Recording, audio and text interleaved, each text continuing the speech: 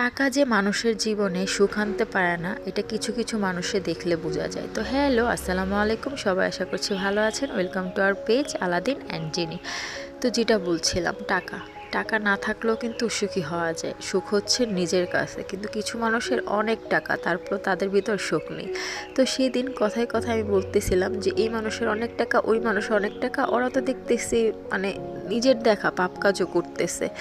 তো কিভাবে সব ওদের কাছে এত টাকা? তখন আমার বর বলতেছে যে দেখো কতটুকু সুখে আছে। আসলেই সত্যি কথা, হয়তো তারা প্রকাশ করছে না, কিন্তু তাদের কার্যকলাপে চোখের দেখায় আসলেই ওরা সুখী নেই। টাকা আসলে সুখ দিতে পারে না, এটাই বাস্তব। বাই দা ওয়ে, গেল বছর 10 থেকে 15 কেজির মতো আম শ্বশুরবাড়ি থেকে এনে আচার টাচার দিয়ে শ্বশুরবাড়ির সবাইকে দিয়েছিলাম, যেমন ননাস ননদ আমার আম্মু সবাইকে এক বয়ম করে দিয়েছিলাম। যদিও আমার আম্মু অনেক ভালো আচার বানাতে পারে। আর বক্সের আচারটা সব ভাবিরা মিলে শ্বশুরবাড়িতে খেয়েছিলাম, কারণ ভাবিদের জন্য আর আলাদা করে বয়ম করা হয়নি। সবাই ঈদে আসছে, সবাই একসাথে খেয়েছিল। আর এই প্রথম এতগুলো আচার আমি একা বানিয়েছিলাম। আল্লাহ হাফেজ, আসসালামু আলাইকুম।